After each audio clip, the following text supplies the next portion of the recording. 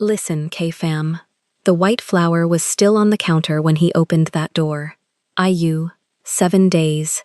7 days on the job. Brooke Bennett, 26 years old. Black American live-in housemaid inside the CO mansion in Seoul. Black dress, white apron. A signature white flower always pinned above her right temple. A storm cracks the sky. A pipe bursts in the servant's wing. The only working bathroom is in the restricted corridor, next to his office. Fresh from the shower, dark robe knotted at the waist, the flower resting on black marble. Then the mirror moves. Seo Ji-hoon, 34, head of the Seo crime family. They call him the Quiet One. Black Korean dragon rising up the left side of his neck. The door is half open behind her. She does not scream. She does not seduce. She sets a rule. Office, camera on, door open, or nothing. By morning, the whole staff is whispering. Vivian the cook smiles too politely. 2 Korean maids sharpen their tongues. Brooke's locker is forced open. Nothing missing. Omo. They were hunting a love token that does not exist. Then a necklace vanishes. Documents disappear from the safe. Every eye turns to the black girl in the white apron. But somebody tampered with that bathroom lock on purpose, and what she does when she finds out. Mark my words, K-fam. Stay close. Before starting the story, comment down below where you are watching from and what time it is there. If stories of karma, love, and hidden truths move you, leave a like, be sure to subscribe to the channel, and click join to become a member and help our channel. Brooke Bennett tightened the knot of the dark bathrobe over her hips and killed the shower valve with her elbow, because her hands were still full of soap, and a woman on day 7, inside the CO mansion, does not touch chrome she has not yet been told she is allowed to touch. The storm outside hammered the roof of the restricted wing in a flat, mean rhythm. She had counted 4 blackouts already since 11. This one was the 5th. The overhead light in the marble bathroom stuttered, held, stuttered again, and then chose to stay. She had not planned to be in this bathroom tonight. She had not planned to be in this corridor.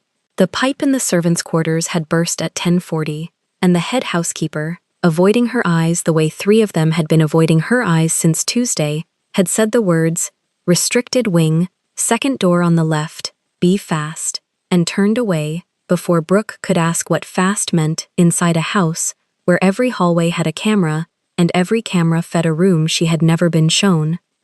Fast meant this: wet curls loose over bare shoulders, the white flower she wore above her right temple, resting on the black marble counter, petals open, yellow and red center catching the yellow light, her uniform folded on the small stool by the door. The dark robe knotted twice at the waist because once had felt like a bet she did not want to take. She wiped the steam from the mirror with the side of her forearm.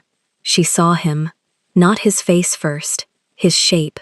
The shape of a tall man in a white shirt with the collar open and no tie, a jacket folded once over his left arm, standing 3 steps inside the doorway she had left half open because the lock had refused her twice, and she had chosen speed over a fight with brass.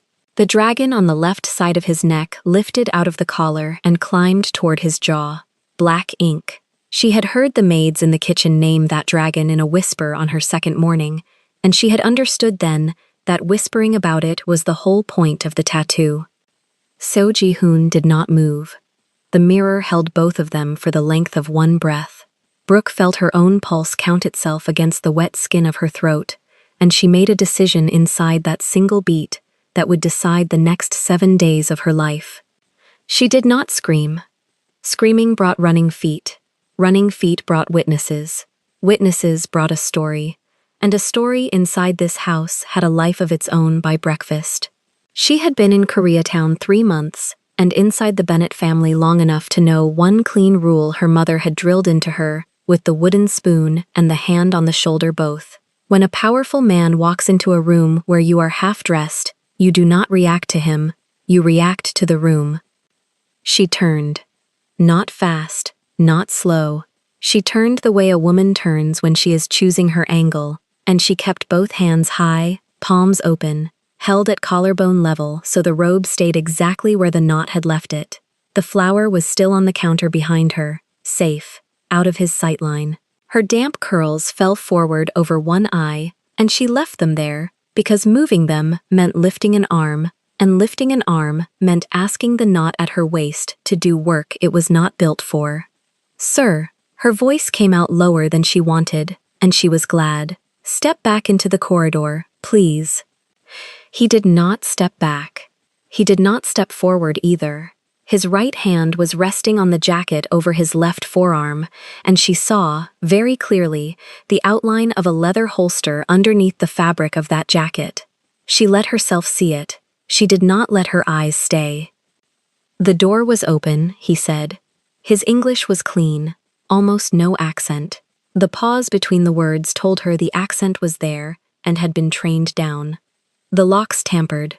She said it before her brain finished writing it. Then she watched his face, because a man who tampers with his own lock does not blink at that sentence, and a man who did not tamper with it does. He blinked. Once. Slow. Not the answer, but not a lie either. "You are the new one," he said. Not a question. Brooke Bennett, housemaid, 7 days. She named herself the way you name yourself at a police checkpoint. "I was sent to this wing because the pipe burst in staff quarters. I did not know this bathroom was yours. It is not mine." He watched her the way a man watches a chess piece someone else has moved. "It is the bathroom next to my office." "Then I am sorry for the proximity, sir." Something moved at the very corner of his mouth. It was not a smile. It was the shape a mouth makes when it decides not to smile. Rain slapped the window behind her in a hard sheet, and the overhead light stuttered again, and in that half-second of dimness, she saw him more clearly than she had seen him in the full light. Broad shoulders held military square, a face clean-shaven and tired in the eyes, dark hair pushed back off a fair forehead, and that dragon curling up out of the open collar, like a piece of him that walked ahead of him into every room. She had heard the servants in the kitchen name 3 things about So Ji-hoon in 7 days. He was 34. He was the master of the house.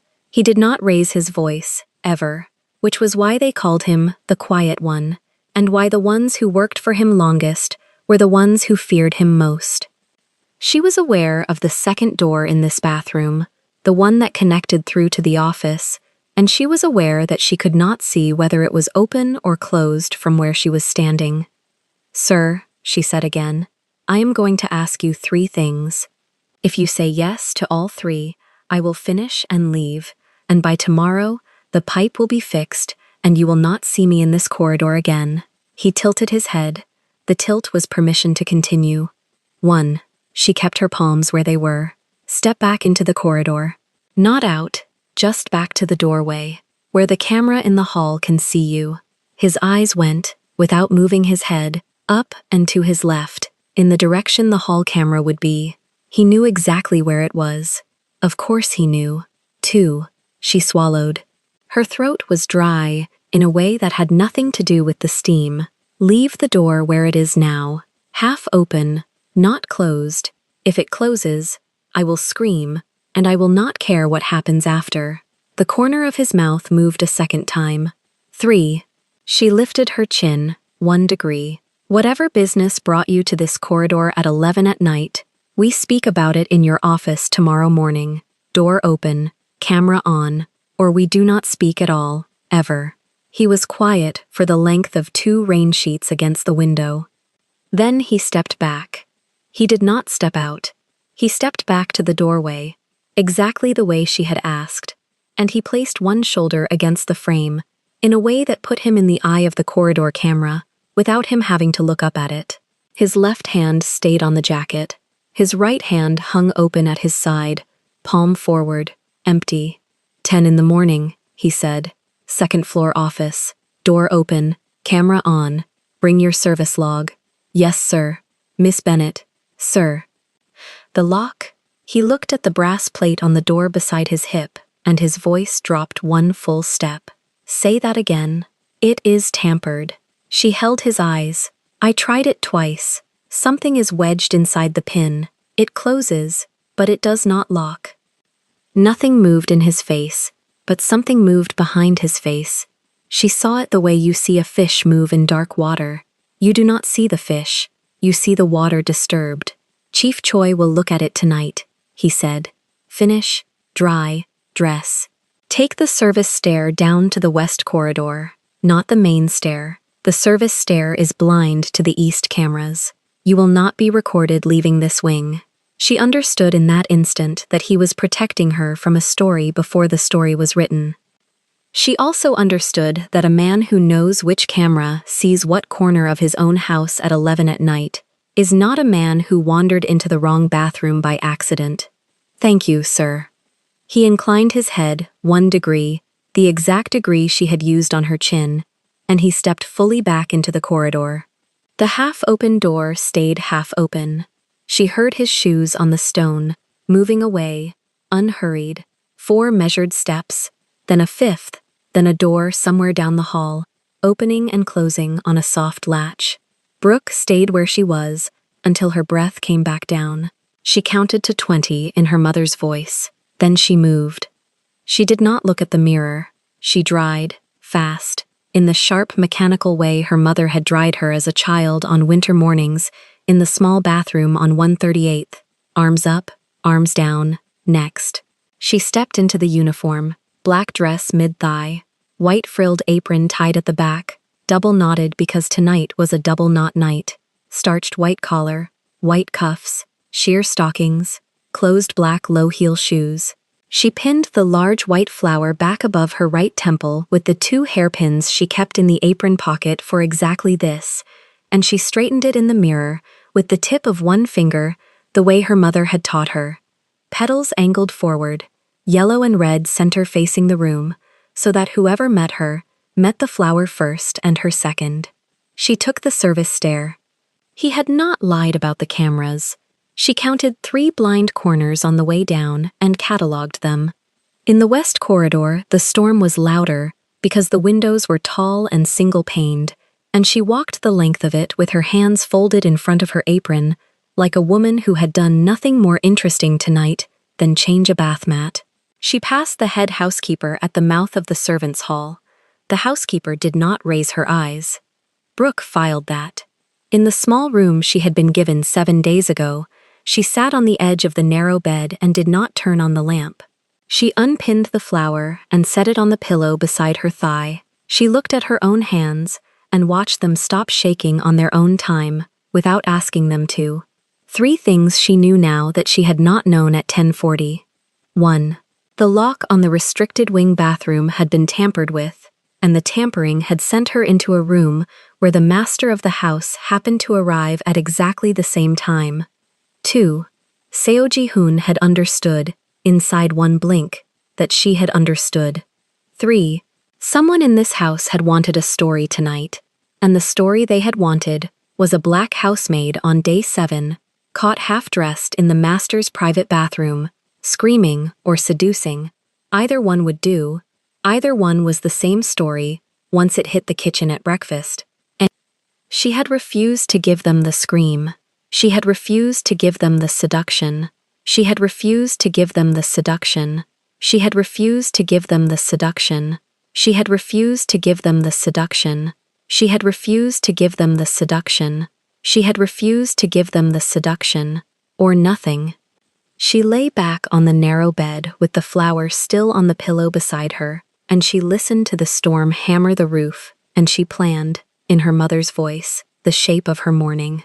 She would be up at 5. She would iron the second apron, because the first had a coffee mark she had not been able to lift. She would eat nothing for breakfast, because a stomach full of rice in a room full of women looking for a reason was a stomach that would betray her at the wrong second. She would take her service log to the second-floor office at 9:50. She would knock once. She would wait to be told to enter. She would leave the door open behind her. She would sit only if he pointed at a chair, and she would not, under any weather, be alone with him in a room without a witness for as long as she wore the black dress and the white apron of this house. She slept in 20-minute pieces. The storm never stopped. At 4:50, the alarm on her small phone buzzed against the wood of the nightstand, and she killed it with her thumb before the second buzz. She dressed in the dark. She braided the front of her hair back off her right temple and pinned the flower where the flower always went. She looked at herself in the tiny mirror above the basin, and she said her own full name out loud, once, the way her mother had made her say it every morning before school. Brooke Delilah Bennett. The middle name was her mother's first, and her mother's first was a wall she carried inside her ribs. At 5:15, she was in the ironing room off the main kitchen. The second apron went under the iron on the coolest steam setting because the frills scorched at anything higher. She worked with her back to the door because the door was the door everyone would come through, and she wanted to hear feet, not see faces. Feet came at 5:40. 3 sets. Vivian's soft rubber clogs first, then Minso's flat black service shoes, then Haywan's, which she recognized because Haywan walked on the ball of her foot like a person permanently about to strike. Well, Vivian's voice came into the room ahead of her body. The new girl is up early. Brooke did not turn from the iron. The pipe woke me. The pipe. Vivian let the word sit. Yes, the pipe. Minso did not speak. Minso had not spoken to Brooke since Tuesday. Brooke set the iron down on its heel and reached for the corner of the apron and pressed the seam flat with the side of her thumb before she turned around. Vivian was leaning in the doorway in her white double-breasted chef jacket, the small silver crucifix hanging above the top button, her gray hair in the tight low bun she never let slip. Her arms were folded. Her small dark eyes moved over Brooke's face and the flower above Brooke's temple and the double-knotted apron at Brooke's back, and she nodded once, as if she were confirming a suspicion, and she smiled the polite square smile that Brooke had already learned meant nothing except that Vivian had picked her weapon for the morning. There was a call about the east wing, Vivian said. The stone in the second-floor corridor. Someone tracked wet footprints from the restricted bathroom all the way to the service stair last night. You are on the knees today, Miss Bennett. Bucket, brush, no mop. 9 to 12. Start after breakfast. Behind Vivian, Haywan's mouth moved in the shape of a private word to Minso, and Minso's eyes went to the floor. Brooke folded the second apron over her arm and set the iron upright. Yes, ma'am. Oh, and Miss Bennett? Ma'am. Your personal locker in the staff hall. Vivian's smile did not change 1 millimeter. The latch, it appears to have been opened during the night. Nothing missing, we checked. But you may want to look later when you have the time. Brooke felt the room narrow to the width of the ironing board, and she kept her face exactly where it had been. Thank you, ma'am. I will look now. She walked past the 3 of them without hurry. Her flower stayed forward. Her apron stayed double-knotted. She turned into the staff hall and she saw, from 10 steps away, the small brass door of her locker hanging 1 inch open, and the pin of the padlock lying on the floor beneath it, snapped clean through. Brooke walked the 10 steps at the same pace she used when carrying hot tea, no faster, no slower. The brass door of the locker sat 1 inch open. The pin lay on the concrete floor like a tooth. She crouched, picked it up, turned it once between 2 fingers, snapped clean, not sawed, not filed, broken by a tool built to break pins. She opened the door with her knuckle, not her fingertip. Inside, her second apron, folded, her rain shoes, a hair tie, a cheap comb, a photograph of her mother taped to the inside of the door, corners still flat. Nothing missing, nothing added. That was the answer she needed, and the answer they had needed, and neither of them had it yet. She closed the door softly. She dropped the broken pin into the front pocket of the apron. Evidence lives with the person it was used against, her mother used to say when she was 8 and losing a tooth. She stood, smoothed the front of the dress, and walked back toward the stone corridor with her bucket and her brush. Vivian was waiting at the top of the service stairs, hands folded over the black apron, small silver crucifix riding on the collar of the white chef jacket. Hanol, K-fam. This woman weaponized calm the way other women weaponized voices. Anything gone, sweetheart? No, ma'am. That is a blessing. Yes, ma'am. Vivian tipped her chin toward the stone corridor. 9 to 12. The corners deserve the same attention as the middle. Mr. Choi walks that hall today. Brooke understood the sentence under the sentence. Chief Choi walks it today, so someone in a black uniform on her knees will be seen by the head of security, and the story will not require Vivian's mouth. She bowed her chin an inch, exactly the inch the house expected, and turned into the corridor with the bucket. At 9 sharp, she was on her knees. The stone was old, cold through the thin sheer stockings, and the water in the bucket was bitter with pine. She scrubbed the way her mother had taught her to scrub a church basement floor, back to the wall, moving toward the exit, so no one ever walked across the clean part. Discipline is a form of dignity, Delilah Bennett had said. If they want to see a woman on her knees, let them see a woman who chose the pattern.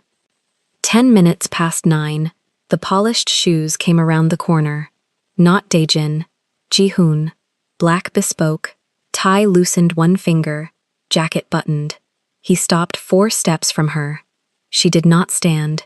She did not look up past the shoes. She kept the brush moving in the small tight circle she had committed to. Miss Bennett, sir, 10 in the office. That has not changed. No, sir. Rise. With respect, sir, I was ordered to 9 to 12 on this floor by the head cook. If I rise before the order lifts, the order changes shape by lunch. Silence, 3 seconds. She heard him breathe in through the nose, then his voice again, softer, aimed only at her ear. The order lifts. Rise. She rose. She did not brush her knees. She left the 2 dark half-moons on the stone as her signature.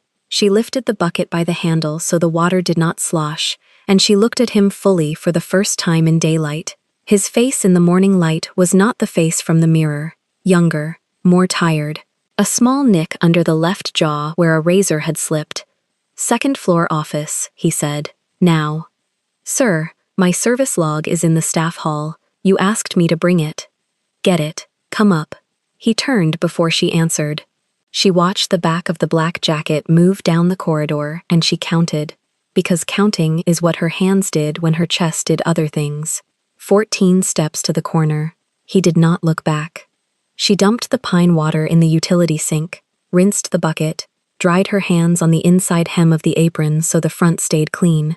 In the staff hall, she pulled the black cloth-bound log from the top shelf of her locker, dropped in the broken pin next to it, added the small folded page where she had written the times of the 5 blackouts and the position of the corridor camera. She closed the door. She did not lock it. A lock protects a thing only when the enemy respects the lock. The second-floor office had 1 door and it was open. The camera above the door had a red pin light that was on. Both promises kept. Daejin stood inside, back to the window, hands folded low in front. Ji-hoon sat behind the desk. There was a single chair in front of the desk. There was tea for one, and it was in front of the empty chair, not in front of him. "Sit," Ji-hoon said, "or stand, whichever protects you." She sat, because refusing the chair would have been a performance, and she did not perform for cameras she had asked for herself. She placed the log on her lap. She did not touch the tea. "Chief Choi has examined the bathroom lock," Ji-hoon said. "You were right. The pin was shimmed with a filed toothpick, then reset so the tongue would not catch." Daejin spoke once. "The toothpick came from the kitchen tray, ma'am." Same brand, only the head cook orders." Brooke absorbed the sentence without moving her face. She had already known. Hearing it named was different from knowing it. Named, it became a thing she could hold. Ji-hoon leaned back. "I am offering you protection. In-house. Personal detail. A separate room in the east wing. The kitchen no longer touches your assignments. The head cook does not speak to you." "No, sir." He blinked once. Slow. "No? With respect. If I move to the east wing, the story writes itself by dinner. If the head cook cannot speak to me, the story writes itself by breakfast. Personal detail with the head of security means the story writes itself by the 10 o'clock news. I do not want the story you are trying to spare me from. I want the story to die." "How does the story die?" "By being boring. I stay in the staff wing. I take orders from the head cook. I scrub the stones 9 to 12. I finish the week the way any new girl finishes her first week. And you, sir, do nothing visible for me, because visible protection is a confession the house did not commit. The room held its breath. Daejin's eyes moved from her to Ji-hoon and back. Ji-hoon's mouth moved a half-inch, not a smile, the memory of one.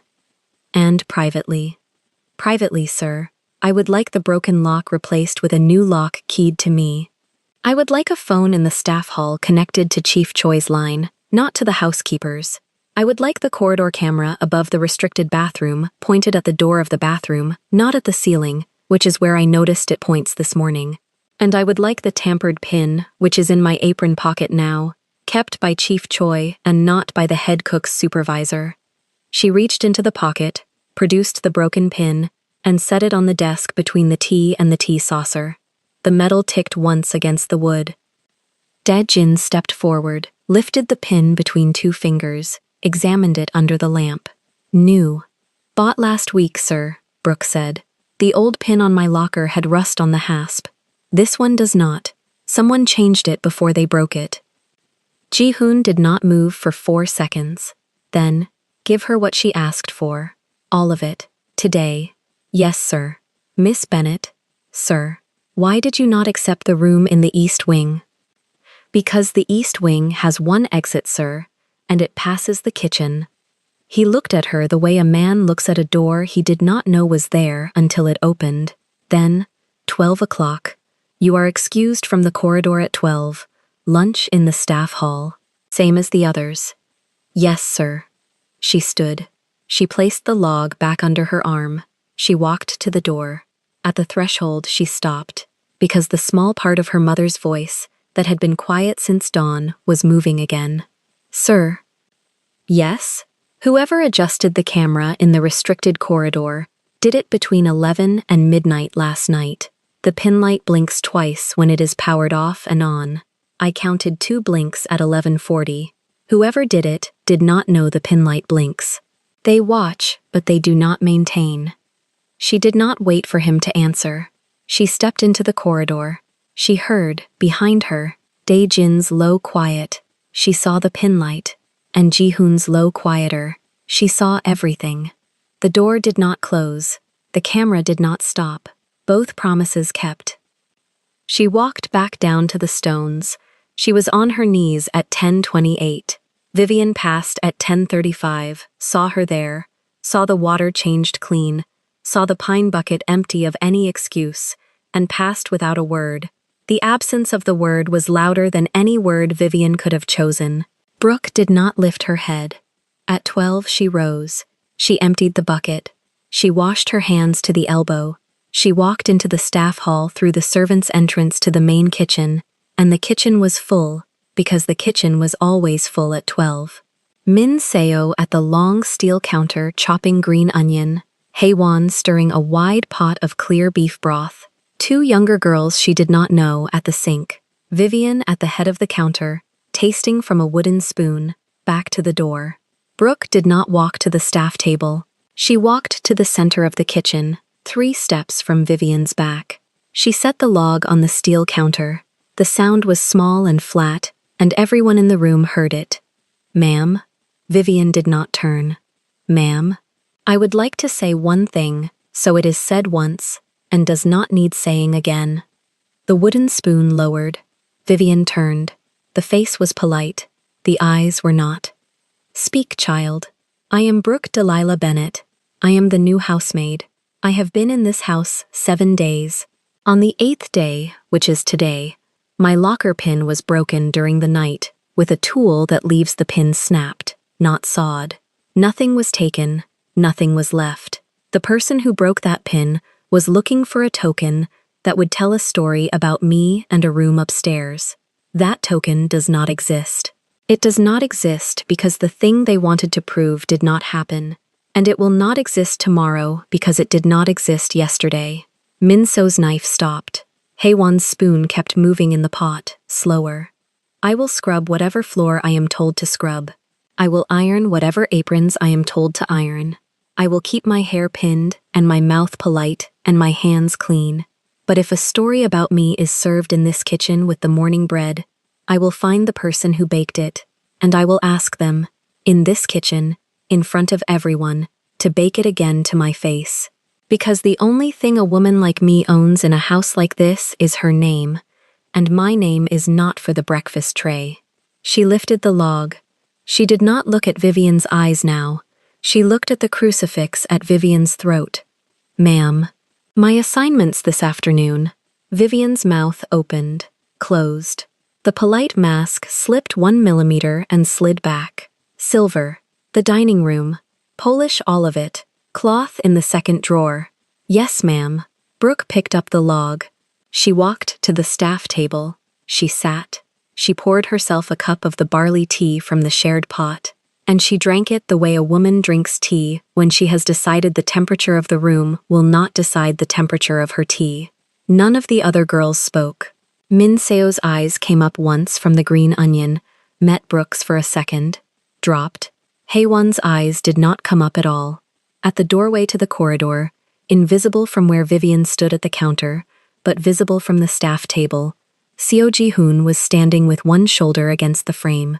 Jacket off, sleeves rolled to the forearm. He had been there long enough that the light behind him had shifted a hand's width across the floor. He did not enter. He did not speak. He waited until Brooke's eyes lifted and found him. Then he moved his chin an eighth of an inch. Received. Understood. He was gone before Vivian turned again. Brooke drank the rest of the tea. She stood. She went to the second drawer, took the polishing cloth, took the silver tray from the top shelf, and walked toward the dining room. As she passed Vivian, she stopped. She did not turn her face. She spoke to the air between them. Ma'am, the pin from my locker is now with Chief Choi. He asked where the toothpicks in the kitchen tray were purchased. I told him I did not know. I told him you would. The wooden spoon in Vivian's hand made one small motion it was not supposed to make. A tremor. Half a second. Then still again. Brooke walked on. She did not look back. In the office upstairs, Ji-hoon closed the office door behind him and Dae-jin, and only then. He walked to the tall window, hands behind him, and watched the courtyard where the delivery van from the fish market was being unloaded by two of the security men. She refused the East Wing, Dae-jin said. I heard. She refused the personal detail. I heard.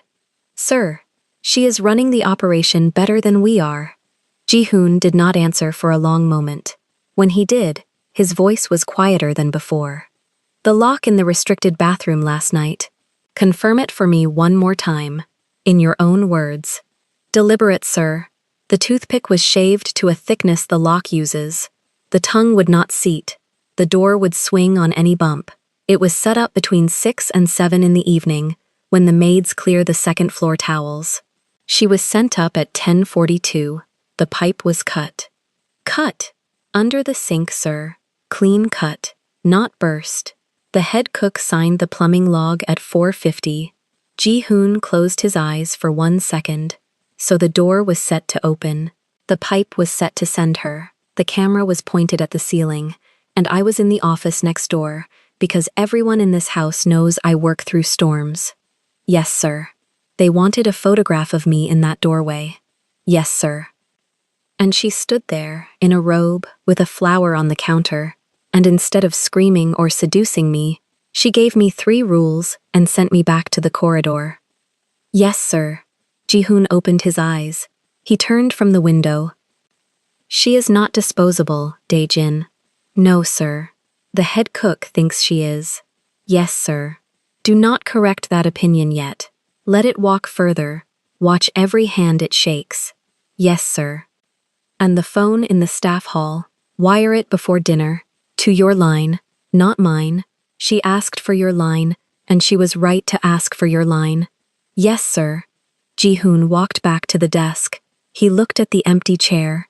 The tea he had poured for her, untouched, was cold now. One more thing, sir. If anything is planted in her locker in the next 72 hours, a note, a piece of jewelry, a photograph, anything, I want to know within 10 minutes. Not an hour, 10 minutes. Understood, sir. And Dae-jin. Sir. The Bennett name, run it, quietly, full file. Mother, father, grandparents, siblings if any. New York, everywhere they have lived. And any past contact between a Bennett and this family. Any. Dae-jin's eyebrow lifted 1/4 millimeter. He did not ask why. He bowed, once, and left. Ji-hoon sat back down at the desk. He did not pick up the cold tea. He picked up the broken pin. He turned it once, twice, 3 times between finger and thumb.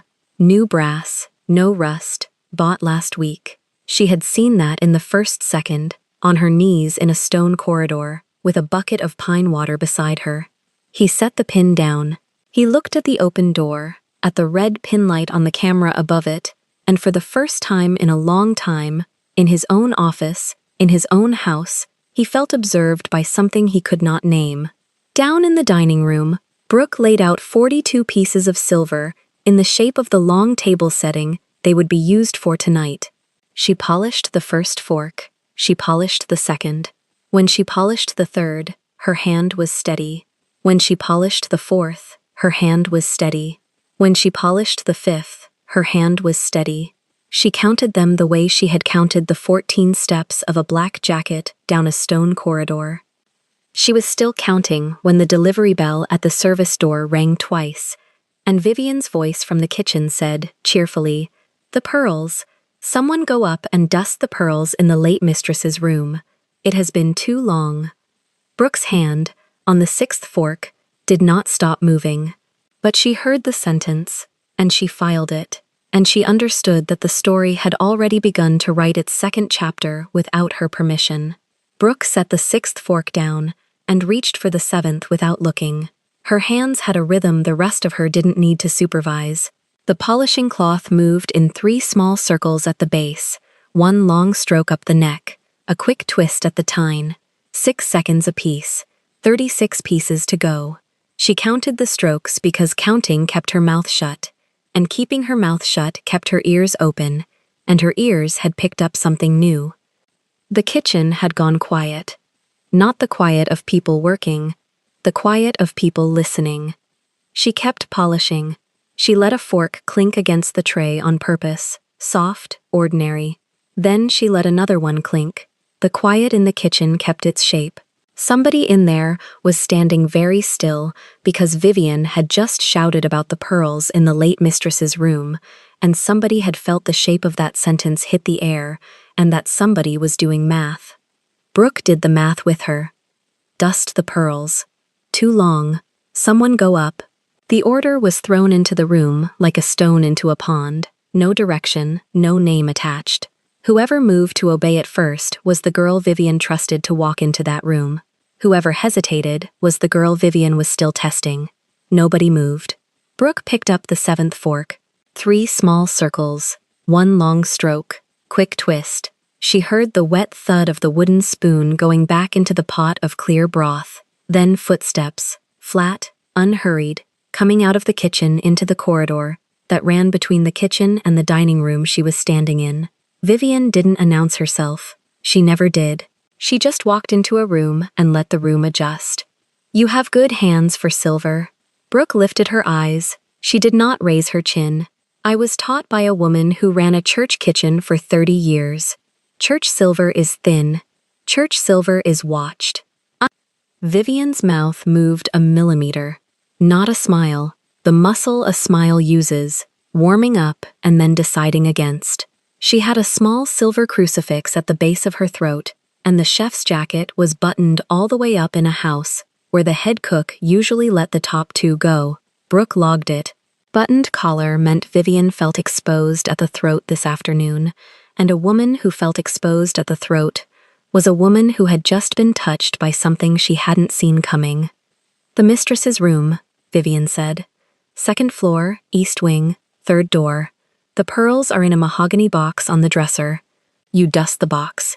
You open it. You lift the strand with a soft cloth. You wipe underneath. You put it back exactly the way it was. 10 minutes. Come straight back. I was told the east wing is not on my rotation. You were told a lot of things. I am telling you this." Brooke set the 7th fork down. She did not pick up the 8th. She looked past Vivian's shoulder at the archway that opened onto the service corridor, and past that at the small dark landing where the servants' stair came up, and she thought about the fact that the mistress's room was directly above Ji-hoon's office, and that the pearls had been mentioned in front of 5 women, and that the order had been shouted so it could be repeated later under oath. "I will need the housekeeper's key," she said. "The east wing is locked. The door is unlocked today. By whom? By me. For how long?" Vivian's eyes did not change. Her mouth did not change. But the muscle at the corner of her jaw pulsed once, a single beat of a heart that was not in her chest. "Long enough for you to do the work. Are you refusing an order from the head of kitchen, Miss Bennet? I am asking a question about a task that is not in my rotation." The rotation changed at noon. Then the rotation change is in the log. The log is in the housekeeper's office. I will read it on my way up. Vivian did not step aside. Brooke did not move toward her. For 4 seconds the dining room held 2 women and 42 pieces of silver, and the small clean smell of polish, and the deeper smell of the broth simmering in the next room, and neither of them blinked. The silver on the table caught the winter light coming through the tall windows and threw a thin, cold line across Vivian's jacket, right at the crucifix. The service phone on the wall by the pantry rang. 1 ring, 2 rings. It was the internal line, the small black rotary the old house had refused to retire, and it rang the way only that phone could ring, a dry mechanical bell that made the whole east side of the ground floor stop. Vivian did not turn her head. Brooke did not turn hers. The phone rang a 3rd time, and Vivian's shoulders lifted a 1/4 inch and settled, and she stepped back 1 step, then another, and she said, "Finish the silver first," and walked back toward the kitchen, at the same flat pace she had come. Brooke listened. The phone rang a 4th time. Then Min So's small voice picked it up in the kitchen, and Min So said, "Yes, sir. Yes, sir. Now, sir," and hung up. Vivian's footsteps stopped in the middle of the kitchen. Brooke picked up the 8th fork. Min So appeared in the archway with her hands folded in front of her apron. She did not look at Vivian, who was 3 feet behind her. She looked straight at Brooke. "Chief Choi requests that Miss Bennet come to the 2nd floor office. Now." "Whose order?" Vivian said. "The master's.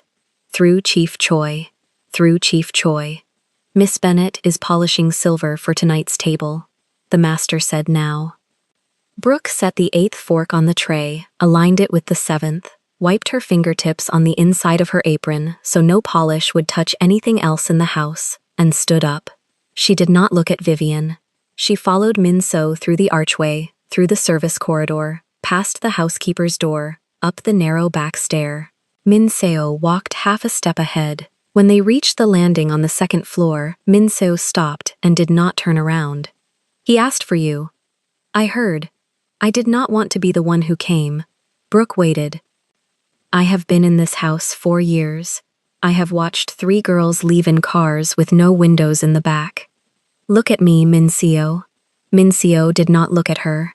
"When you are ready to say the thing you want to say it in a room with a door and a witness. Not in a stairwell." Min So's chin dipped once. She turned and went back down the stairs. Brooke stood on the landing for 1 full breath, and then walked the length of the corridor to the 2nd floor office. The door was open. The camera above the doorframe had its pin light red. Dae-jin was standing inside, near the window, his earpiece live, and Ji-hoon was seated at the desk with a thin black folder closed in front of him, and a small cassette recorder, next to the folder, and a 2nd chair placed at a precise angle to his own. He looked up. "Come in." She stepped in. She stayed standing.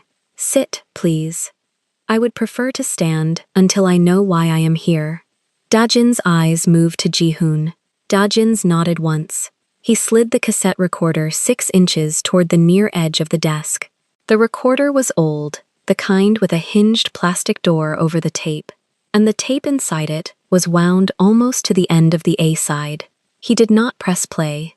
"You made a request this morning," he said. "You asked for the corridor camera to be pointed at the door instead of the ceiling." It was repointed at 11:15. Between 11:20 and 11:40, someone attempted to unplug the coaxial cable in the housekeeper's utility closet. The attempt failed because Chief Choi had already rerouted the feed through the security wing. We have 4 minutes of footage of the attempt. Whose hands? A woman's hands, gray sleeves, silver crucifix visible at the collar when she leaned, face not in frame. That is not enough for a room. It is not. Then why am I here? Ji-hoon touched the top of the cassette recorder with one fingertip. This was brought to Chief Choi 17 minutes ago by a member of the staff who does not want her name in the room yet. It is one side of a phone conversation. It was recorded on a personal device in the pantry between 4 and 4:15 this afternoon. The voice giving the orders is the head of kitchen. The voice receiving the orders is a man. I have listened to it once. I want you to listen to it once before we decide what happens tonight. Why me? Because the orders are about you. Brooke sat down. She sat in the chair placed at the precise angle to his own, and she folded her hands in her lap the way her mother had taught her to fold them, in a room where a decision was being made about her body, and she waited. Ji-hoon opened the plastic door of the recorder, lifted the tape 1 millimeter, closed the door, and pressed play. The tape hissed. A kettle whistled in the background, low, distant. Then Vivian's voice, closer to the phone than she thought she was. She will go up at 1. I sent the fork tray to the dining room to keep her hands busy until then. The pearls are already in the wrong drawer. If she opens the box, she will see the drawer half out. If she does not open the box, the drawer will be found half out anyway by the girl who dusts at 3.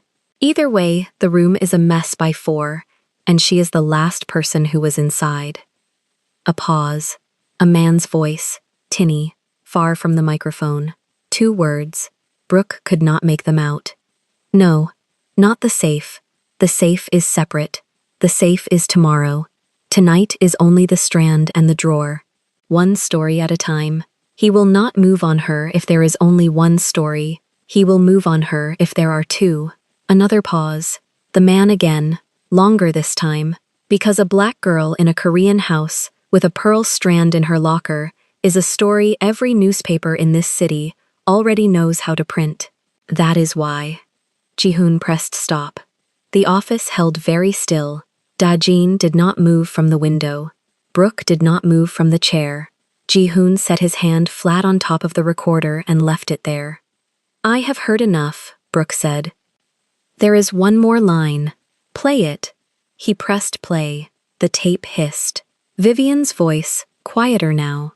Do not tell him I said his name. He does not like his name in a kitchen. The tape hissed on. Ji-hoon pressed stop. Brooke looked at the cassette. She looked at the folder. She looked at the man across the desk who had known, this morning, at 10, when he sat across from her with a cup of tea and a pin light and offered her a room in the East Wing, that a woman 2 floors below was already writing the ending of her week. She did not need to ask him if he had known. She could see it in the angle of his shoulders, and in the way his hand was flat on top of the recorder, and in the fact that the second chair had been placed at that precise angle to his own before she walked in. How long? She said. Since this morning. Before this morning. 3 weeks. Her hands did not move in her lap. Her face did not move. Only the small, dark beauty mark at the upper corner of her lip caught the light when her breath went in. 3 weeks. I did not know it was you. I knew it was a housemaid. I knew the plan was to place a black housemaid at the center of a story about me and a bathroom and a mirror. I knew the story would be sold to a paper in the pocket of Snow Wolf. I knew the plan had been paid for through the kitchen. I did not know your name until 7 days ago. I did not know your face until last night. And when you knew my face, I let the story keep walking. You let it walk. I let it walk into a corridor I controlled. I put the camera on a live feed to the security wing. I put a man in the housekeeper's closet from 10 last night. I told Minso yesterday morning that if she chose to record anything in the pantry, no one would ask her whose device it was. I did not tell you any of this because a woman who knows she is being protected walks differently. and a woman who walks differently is not the bait the trap is set for. You used me. I used the story that was being written about you. I did not touch you. You let a woman in this house send me on my knees to a stone corridor for 3 hours. Yes.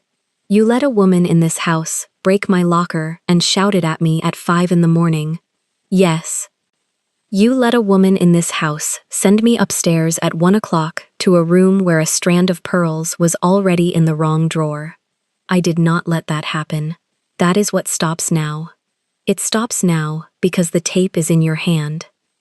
It stops now because the tape is in your hand, and because you are sitting in a chair I placed at an angle that lets you see the door, and because Chief Choi has been in that window since 11, and because at 1 o'clock nobody sends you anywhere. It stops now, Miss Bennett, because I am telling you it stops. She stood up. She stood up slowly, the way a woman stands up in her mother's church when a hymn ends, and there is a decision to be made about whether to sing the next verse or sit down. Ji-hoon did not stand with her.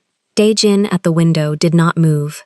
She smoothed the front of her apron with the flat of one hand, and she felt the 2 knots of the tie at the small of her back, still doubled, still tight, and she felt the small weight of the broken pin, still in the bottom of her apron pocket, where she had carried it since the corridor at 6 that morning. You are an elegant version of the same evil, Mr. Seo. She said it without heat. She said it the way a woman reads out a receipt. You are a man who watches a woman walk into a fire to see who lit the match. You knew who lit it. You had 3 weeks to put it out. You waited because a fire that burns in your own house is easier to map than a fire that burns in someone else's. You waited because the girl on her knees in your corridor was cheaper than a private investigator. You waited because I was, until 7 days ago, a name on a list, and until last night, a face in a camera. I am not going to thank you for the chair or the angle or the man in the window. I am going to walk out of this office and down that corridor, and back to the dining room, and I am going to finish polishing the silver, because 34 forks is 34 forks, and my hands were taught by a woman who did not leave a job half done. And then I am going to walk out of this house. Ji-hoon did not answer. Do not send anyone after me on the stair. Do not put a man at my door. Do not have Chief Choi standing at the service entrance when I come down at 6. If you want to speak to me again, you will speak to me in a room I have chosen, with a door I have opened, at an hour I have named. Am I clear? You are clear. Then I will go finish the silver. She turned. She walked out of the office at the same flat, unhurried pace Vivian had used in the dining room an hour before, and she went down the corridor and down the narrow back stair, and she did not stop on the landing where Min-so had refused to look at her, and she did not stop in the service corridor where the phone had rung, and she walked into the dining room and picked up the 9th fork and started the 3 small circles at the base. Behind her, 2 floors below and 1 wing over, Vivian Holloway stood in the middle of her kitchen with a wooden spoon in her hand and a clear broth simmering at a temperature she had stopped watching, and she felt, for the first time in 11 years of service in that house, the cold, clean line of a story that was no longer being written by her hand. Upstairs, the office door closed. Gi-hoon set the tape back in the folder. Dae-jin, at the window, said only one sentence. She is going to walk. I know. Tonight. I know. Do you want a man on the gate? No. Do you want the dossier now? Ji-hoon looked at the closed folder on the desk. He looked at the second chair, still angled the way he had placed it, still holding, faintly, the shape of a woman who had sat in it for 6 minutes and stood up a different woman than the one who came in. Bring me the file on the mother, tonight, before she leaves. Dae-jin left. The office door clicked shut. Ji-hoon did not open the folder. He sat with his hand flat on top of it, the way a man rests his hand on the lid of a coffin before it is carried out, and he waited for the 9th fork downstairs to be set down and the 10th to be picked up, because he could hear it through the floor if he listened, and he was listening. Downstairs, the 9th fork found the tray, then the 10th. Brooke's hands kept the 6-second rhythm and her mind ran a different clock. She had a room in the servant quarters, a duffel under the bed, a small envelope in the inside pocket of a coat she had not worn since October, and a mother's photograph wrapped in a handkerchief in the second drawer. 2 trips up the back stair. 15 minutes. She could be through the service gate by 6:30 and on a bus by 7, and inside her cousin's apartment in Queens by 9, and by 10, she could be a woman whose name was not written down anywhere in this house. She set the 11th fork down and reached for the 12th. Her fingers were steady, her breath was long. She thought about the tape and about the drawer half out and about a strand of pearls that belonged to a woman she had never met, and she thought about the sentence a man's voice on the tape had almost said, the 2 words she had not been able to hear, and she filed the missing sentence in the same pocket where she kept the broken pin. The 12th fork joined the 11th. The dining room was very quiet, and above her the office door stayed shut, and behind her the kitchen had not moved, and somewhere in the walls of the house a clock she could not see ticked 1 o'clock and passed it, and no one came for her. She was on the 15th fork when the drill chime did not sound. Every afternoon at 1:40, the fire panel on the 2nd floor sent a single test tone down the service pipes, 1 clean note the whole house had learned to ignore. Brooke had heard it every day for 7 days. Today it did not come. She kept polishing. 3 small circles at the base, 1 long pull along the neck, a quick twist at the tines. Fork 16. In the part of her mind already packing the duffel under the cot, a flag went up. Something in the house had moved the schedule. At 1:42, Hae-won Lim crossed the dining room without looking at her. Hae-won's route from the kitchen to the linen closet ran along the back service hall, always. The dining room was head housemaid territory. Brooke tracked her from the corner of one eye and kept the cloth moving. Hae-won carried a small silver tray with 1 folded napkin on it and no meal to serve. She walked to the far end of the room, set the tray on the sideboard, adjusted the napkin 1 degree with 2 fingers, and left the way she came. Brooke finished fork 17, set it down, picked up 18. She counted the seconds since Hae-won had passed. 12, 13, 14. At 16 seconds she heard, from 2 floors above, the soft double thud of an interior door closing against a rug. Not a slam, a push. Someone had opened a door slowly, and closed it slowly, and did not want the closing to sound like anything. The office. The safe. She did not lift her head. She polished. Fork 18. Fork 19. Her heartbeat did not accelerate, because her heartbeat had been at this speed since she'd stepped out of Ji-hoon's office an hour before. There was no more room in her chest for surprise, only for arithmetic. If the drill did not ring, the 2nd floor camera in the corridor outside the office was on its own separate feed with no cross-check. If Hae-won had walked to the far sideboard, she had used the mirror above it to check the reflection of the 2nd floor landing, which Brooke could not see from where she sat. If a door on the 2nd floor had closed at 1:42 plus 16, someone had timed a movement to slip in behind the covered eye. Vivian had said the safe was tomorrow. Vivian was wrong, or Vivian had lied. Brooke set down fork 19. Very softly, she pushed the tray of remaining silver 2 inches away from her, so no one who walked past would think she had abandoned the work. Then she stood up, smoothed her apron flat across her hips, and walked to the service corridor with the pace of a housemaid on her way to fetch more polish. She did not run. Running left a body in a hallway. She walked. At the internal telephone on the pantry wall, she lifted the receiver and dialed the 2-digit code Ji-hoon had wired to Dae-jin's line that morning. It rang once, and Dae-jin picked up. "Bennett," she said. "Go," he said. Someone just walked into the office, from the servant's stair, not the front. There was a beat of silence on the other end that was not confusion, it was calculation. How do you know? The 1:40 drill did not ring. Hae-won crossed the dining room to look at the landing in the sideboard mirror. A door closed above me at 1:42. Stay on the line. She heard him speak away from the receiver in Korean. 3 words, low and flat. She heard the crackle of another radio somewhere. She heard him come back. Do not move from the pantry. Master is in the library on the first floor. He will be with you in 90 seconds. She hung up.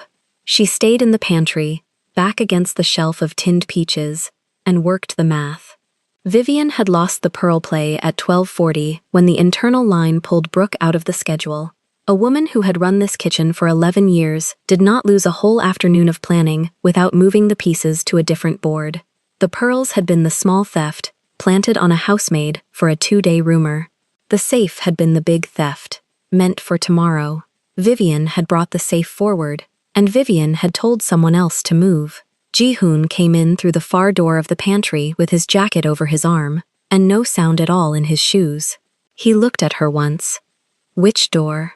Second floor, east wing, from the servants' stair side. How long ago? 2 minutes now. He did not answer. He turned and walked out the way he had come.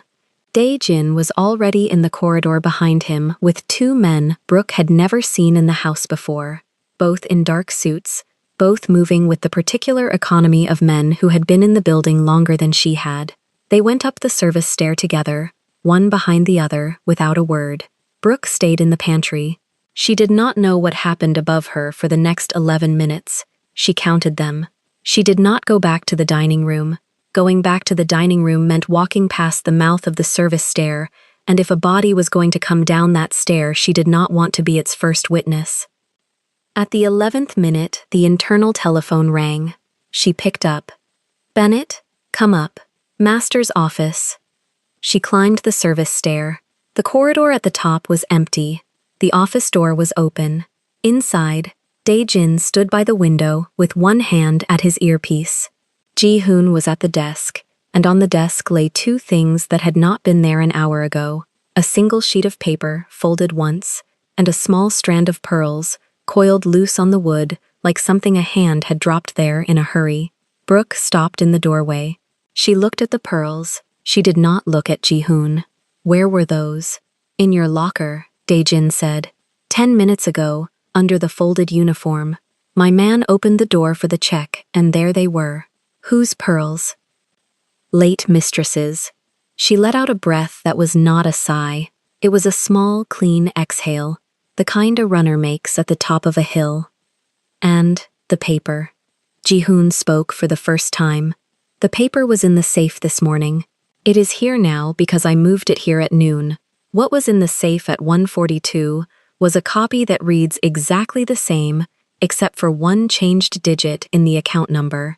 Whoever opened the safe at 1:42 believes they have the real one. Who opened it? Hae-won.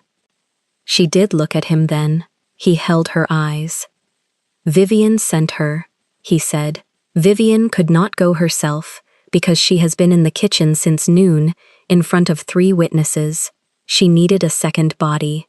Hae-won was already carrying the necklace to your locker. She dropped the necklace, went up the service stair, took the folder, came down the front stair, and put the folder in Vivian's coat pocket in the mudroom 60 seconds ago. My man watched her do it. Brooke thought about the small silver tray with one napkin on it. Hae-won had walked to the sideboard to check the mirror because she needed to know if anyone from the dining room could see the landing. She had adjusted the napkin because she needed a reason to have been there. The napkin was a receipt. Where is Hae-won now? In the linen closet on the 2nd floor. My man is with her. She does not know he is there. And Vivian, still in the kitchen, stirring the broth. Brooke walked into the office. She did not sit. She stood at the corner of the desk and she looked at the pearls, at their soft, irregular gleam under the desk lamp, and she thought about the woman in the burgundy Sunday dress in the photograph in the 2nd drawer of her cot, back in the servants' quarters, and she thought about the middle name that woman had given her, and she said, very evenly, "You will call the staff, all of them, to the main hall, now, before Vivian has time to think." Ji-hoon watched her. That is what I was going to do. Then do it, and put the pearls back on this desk where I can see them from where I will stand. And do not touch the paper. And when Vivian comes in, do not look at her first. Look at me. Dae-jin's mouth did something at the corner that was not quite a smile. Bennett, Ji-hoon said, you are meant to be leaving this house at 6:30. I am still leaving this house at 6:30. That is a separate conversation. First we finish this one. He nodded once. He picked up the desk phone. He spoke 4 words in Korean into it. Somewhere in the house, a small bell began to ring, the assembly bell, the one that had not been rung in this house since a funeral 11 years before. The sound of it went through the walls like water finding cracks. Brooke walked out of the office ahead of him. She went down the front stair, not the service stair, and every servant she passed on the way flattened themselves against the wall to let her go by. The apron was double knotted. The white flower sat above her right temple, where it had sat since 4:50 that morning. Her hands did not shake. The main hall of the Seo mansion was a room built to hold 100 people and rarely held 6. Marble floor, 2 staircases along the north wall in a matched curve. A long dark table down the center. Brooke walked to the center of the room, stopped 4 paces from the head of the table, and turned to face the doors. They came in one by one. The 2 younger girls from the kitchen sink, wide-eyed, apron corners twisted. The 3 groundsmen from outside, still with dirt on their boots. The head housekeeper, mouth in a hard line, refusing to look anywhere but the floor. Min So Park with her hands folded and her chin tucked. Haewon Lim, walking ahead of a man in a dark suit, whose hand was not touching her back, but was close enough to it. And Vivian Holloway, chef's jacket still buttoned to the throat. Small silver crucifix at her collar, walking as she always walked, which was to say, as if the room belonged to her. Vivian stopped at the far end of the table. She saw the pearls before she saw Brooke. She saw the pearls on the desk through the open office door above the staircase, because Ji-hoon had left that door open on purpose. Her step did not falter. Her jaw did. Ji-hoon came down the north stair. He did not use the banister. When he reached the floor, he did not go to the head of the table. He went to Brooke's left shoulder and stopped 1 pace behind her, so that anyone looking at Brooke would see him in the frame with her, and anyone looking at him would have to look at her first. Everyone who works in this house is in this room, he said. He said it in English. He said it once. In the last 2 hours, a strand of pearls belonging to my late mother was taken from her room and placed in the locker of Brooke Bennett. In the last 20 minutes, a document was taken from the safe in my office and placed in the coat pocket of a member of this staff. The pearls were found. The document was found. The person who moved the pearls has been identified. The person who received the document has been identified. Both are in this room. Nobody moved. Vivian's hand at her side opened and closed once. The evidence against Miss Bennett is that pearls belonging to me were found in her locker. That is the entire evidence. I am telling every one of you now in this hall, so that no one leaves this hall telling a different story to anyone outside it. That evidence is worth nothing. The pearls were placed there by another hand, and the hand has been named. He paused. He did not raise his voice at any point in the following sentence. Miss Bennett is under the protection of this house. Anyone who repeats otherwise, in this house or outside it, will answer to me directly. The head housekeeper's eyes came up off the floor for the first time. One of the young sink girls made a small sound in her throat. Vivian did not move. Brooke spoke then, and she did not turn her head to look at Ji-hoon when she spoke. She looked straight down the length of the table at Vivian Holloway. Mrs. Holloway, she said. Her voice was even and it carried. You told me at 12:30 to go up to the late mistress's room at 1 o'clock and dust the pearl case. You told me the door was unlocked. You had signed the rotation change at noon. You told me the pearls were in a drawer. You did not tell me which drawer, because the pearls were already in the wrong drawer, because you had put them there, because you had planned for me to be found beside them. I did not go. Chief Choi called me to the master's office instead, so you sent Haewon. Vivian's mouth opened. Nothing came out. She closed it again. You have run this kitchen for 11 years, Brooke said. In 11 years, you have never lost control of a stock pot before this afternoon. I walked past the range at 12:40 and the broth was already going cold under your hand. You knew then that the schedule had slipped out of your fingers, and you moved the safe up from tomorrow to today, and you sent a girl to do it who is standing 3 feet from you now, with a man from security behind her right shoulder. She turned her head then, half an inch, toward Heywan. Miss Lim, you crossed my dining room at 1:42, carrying a silver tray with 1 napkin on it, and no meal to serve. You went to the sideboard to check the landing in the mirror. You adjusted the napkin, so you would have a reason to have been there. The napkin was your alibi. It was a bad alibi. Heywan's chin did not lift. Her hands were folded in front of her the way Min So's were folded, but the fingers were white at the knuckles. The man behind her shifted his weight a quarter step forward. Brooke turned back to Vivian. You told a man on a tape yesterday afternoon in the pantry that he was not to speak his name because he did not like his name in a kitchen. I have not repeated the name in this room. I am not going to. But you know whose name it is, and so does Mr. Seo, and so does Chief Choi. So the only person in this hall who is still pretending she does not know whose name it is you. Vivian's hand at her side stopped opening and closing. It stayed closed. Ji-hoon stepped forward once, past Brooke's shoulder, into the space at the head of the table. Mrs. Halloway, he said, take off the jacket. Vivian did not move. Take off the jacket. She raised her hands to the top button under her throat. She was not a woman who trembled, but the button was small, and her thumb slipped on it once. She undid the buttons in a line down the front, and she slid the white chef's jacket off her shoulders, and she held it in one hand at her side. The black cotton blouse she wore under it was stained under the arms from a long morning at the stove. Chief Choi will accompany you to my study, Ji-hoon said. You will wait there for me. You will not speak to anyone on the way. Miss Lim will accompany you. He looked at Haezwan without turning his body toward her. Both of you will wait. Daejin moved for the first time. He crossed the marble floor with 2 of his men, and he did not put a hand on Vivian or Haezwan. He did not have to. The 2 women walked ahead of them out of the hall through the north door, and the sound of the 4 sets of footsteps went along the corridor and stopped at the study door, and a lock turned and there was silence. Brooke stood in the center of the hall with the whole remaining staff still lined along the wall.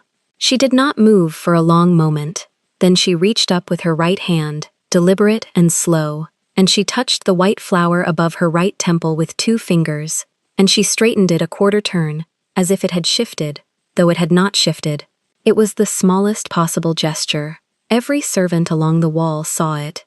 It said, I am still here. It said, this house did not take the flower off me. Ji-hoon spoke, quietly, at her shoulder. 6:30, 6:30, she said. You still walk out. I still walk out. I would like to speak with you before you do. You will speak with me at 5, in the library, door open, no one else in the room, not the office. I do not want the office again today. The library at 5. And Mr. Seo. He waited. Whatever it is you are going to say to me at 5, you say all of it, not the part you have chosen, all of it. Because if you leave one thing out and I find it tomorrow morning in a folder somewhere, I will not come back to this house for any reason for the rest of my life. Do you understand me? He said, yes. All right. She turned. She walked out of the main hall through the south door, past the head housekeeper who now would not stop looking at her, past the 2 young sink girls who had begun quietly to cry, past the groundsmen who had removed their caps at some point and were holding them against their chests. She walked back to the dining room. She sat down at the polishing tray. She picked up fork 20. She began the 3 small circles at the base, 1 long pull along the neck, a quick twist at the tines. In the office 2 floors above her, on the desk beside the pearls, the folded paper with the changed digit stayed where Ji-hoon had put it, and would stay there for the next 3 hours, waiting for whoever in the world would come looking for it. Brooke set fork 20 down and picked up fork 21, and the small clock in the wall of the dining room ticked past 2, and the house that had tried to break her that morning was quieter now than it had been in 11 years. Brooke reached Fork 22 and heard the study door open at the far end of the north corridor. She did not turn. She counted the footsteps instead. 2 men in leather soles, 1 woman in kitchen clogs. The clogs stopped, resumed, stopped again, and she knew before the sound reached her ear that Vivian had been walked past the open office door on purpose, past the pearls coiled on the desk, past the lamp still burning on the false document, so that the last thing the woman would see with her name on it was the trap she had built for someone else. The clogs walked on. A latch turned. The study door closed a second time, and this time it stayed closed. She kept polishing. Fork 23 took 6 seconds. Fork 24 took 6 seconds. The rhythm was the only steady thing left in the house. At 2:15, the pantry phone rang once, was picked up, and the head housekeeper's voice came through the swinging door in a whisper Brooke was not meant to hear. Something about ice. Something about the study needing water.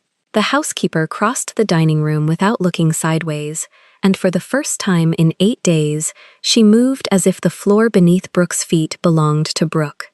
Dae-jin came through the archway at 2:22. His earpiece was live. The scar above his right brow had a fresh sheen of sweat on it that meant he had been standing over someone. "She talked," he said. "Which one?" "Both. The young one first. The old one after she saw what the young one gave us." Brooke set Fork 25 in the row. Names. Kang Tae-woo, Snow Wolf. She has been on his ledger for 4 years. Every second Tuesday. Cash. Envelope through a laundry drop on 32nd. He paid for the mother of her grandson to have a private room in a Bergen County home. He owns the room. There it was. The name that had been sitting in the 2 silent seconds of the tape all afternoon, unspoken across 3 parts of one long day, laid down on the sideboard between them, as flat as any other fact. Snow Wolf. Not a rumor anymore. A landlord. And Hae-won. Bought last winter. Gambling debt in Flushing. 9,000. He cleared it in 1 wire, and gave her 3,000 more for the first favor. She never did a favor before today. Today was the first. So she was cheap. She was cheap. Brooke picked up Fork 26. The documents. Copy is in a black sedan on the West Side Highway going south. Real page is in the safe where it never left. He will call the meeting for tomorrow before he opens the envelope. When he opens it, he will see 1 wrong digit and know we knew. He will not know from whom. Dae-jin paused. He will assume the cook. And the cook will be gone from this house before he can ask her a question. That is the master's order. She glanced up for the first time. Gone where? That is not information you carry out of this room. She accepted that with a single nod. There were lines she had already decided not to cross, and this one was on his side of the door. She would not ask again. The tape. In his hand upstairs. The girl. Dae-jin's mouth did a thing that on a softer face would have been a smile. The girl is sitting in the kitchen, making rice for the staff dinner. She has not spoken since she gave me the cassette. Nobody has told her yet that she saved her own life. Then somebody should tell her. He said you would say that. He said correctly. Dae-jin's chin dropped 1/4 of an inch. 5 o'clock, library. He said to remind you. He said to say, the door will be open, and you will pick the chair. I always pick the chair. He knows. Dae-jin left through the same archway. Brooke polished forks 27, 28, 29. Somewhere between 28 and 29, the muscle at the base of her thumb finally started to shake, and she pressed the fork flat against the felt until the tremor stopped, because a shaking hand on silver was a hand that dropped silver, and dropped silver was a sound the whole house heard. At 3, she walked to the kitchen without being asked. Min-so was at the rice cooker. 2 cups washed, drained, measured. Her hands were doing the work of hands that had done it 1,000 times and did not know what else to do with themselves. Her uniform was still gray. Her ponytail was still low. She had not looked up when Brooke came in, and she did not look up now. Brooke leaned her hip against the steel counter opposite the cooker and folded her arms so that Min-so could see the shape of them at the edge of her vision. You saved a life today, Brooke said, in a voice pitched for one person only. It was not mine. It was yours. Understand that first, before anybody else tells you a different version. Minso's fingers stopped on the switch of the cooker. She did not press it. She did not move it. You have 4 years in this house. You have a mother somewhere and probably a brother. Chief Choi will make sure both of them keep eating. The switch went down. Steam started under the lid. Look at me. Minso looked up. Her eyes were dry, which was worse than crying, and the pouch of skin under each one was the color of a bruise that had been living there for days. You are not staying in this kitchen after tonight. You know that. I know. When they ask you why, you say nothing. You do not say his name. You do not say her name. You do not say my name. Nod. She nodded. Good. Rice smells right. Turn the heat down in 6 minutes. Brooke walked back to the dining room and picked up fork 30.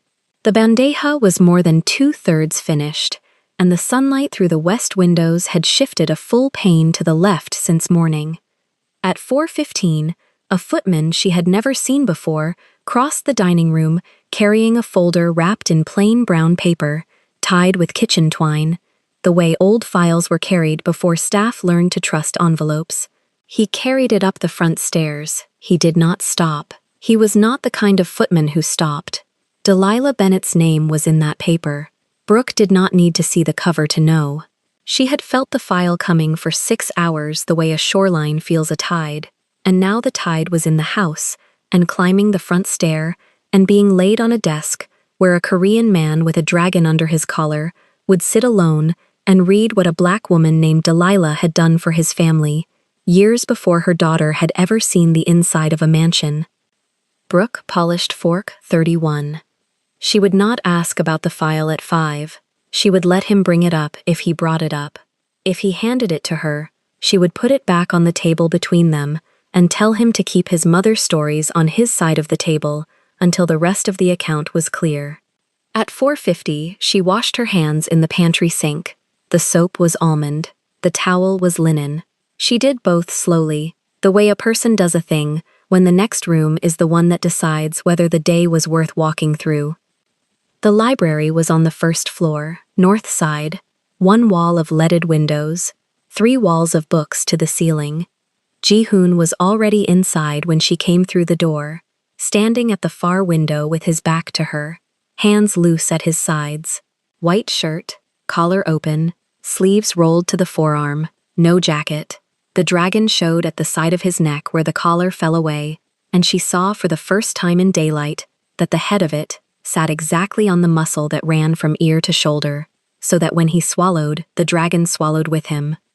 She chose the chair in the corner, the one with the reading lamp and the small side table, the one that put her back to a solid wall and gave her both the door and the window without turning her head. He turned. He did not sit down. He walked to the chair opposite hers and stood behind it with his hands on the top rail. Everything, she said. You said everything. May I sit? You may sit. He sat. 3 weeks ago, a man in one of my import offices was found with an unsigned check for $11,000 and a note that said the amount would double if the black girl in the 7th room on the 3rd floor of my house appeared in a photograph with me before the end of the month. There was no black girl in the 7th room on the 3rd floor. That was the first thing I noticed. The second was that the note had been written by a woman. Vivian.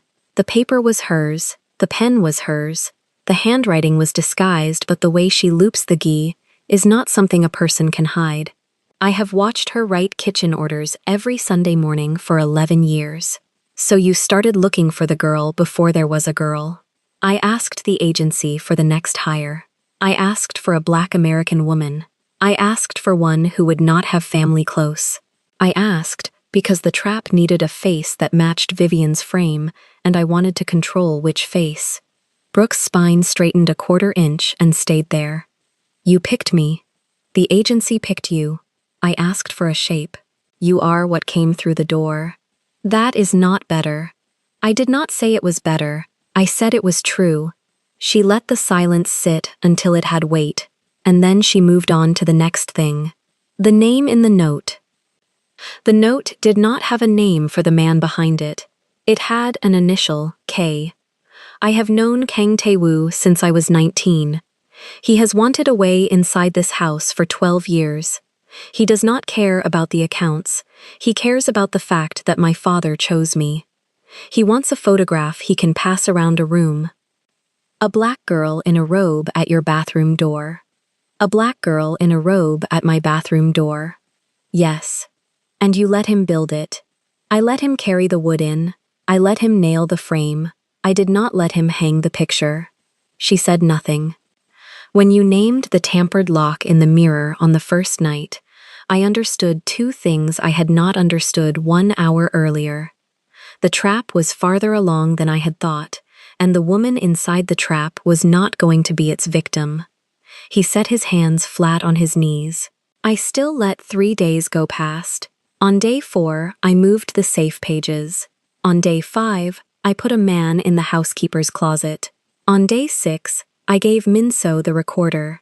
On day 7, you were on your knees in a corridor, because I had not yet decided what a photograph would cost me if it left the house. It would have cost you nothing. It would have cost you your name in every room in this city for the rest of your life. That is my cost, not yours. I know, and you still let me pay a piece of it. Yes. She waited. He waited with her. The reading lamp beside her elbow made a small tick that a colder room would not have carried. There is a folder on your desk upstairs, she said. Yes. Do not bring it into this conversation. I was not going to. Good. Now tell me about tonight. You leave at 6:30. The gate is yours. There is no man on the gate who is not already on your side. The bus at 7 runs. The apartment in Queens will not be watched. If it is watched, it will be watched by mine, not by his. And mine will not step inside a stairwell unless you open the door for them yourself. He paused. Vivian leaves this house at 7. She will not appear at any address you have ever slept at. Hae-won leaves at 7:15. That one I will not describe. Fine.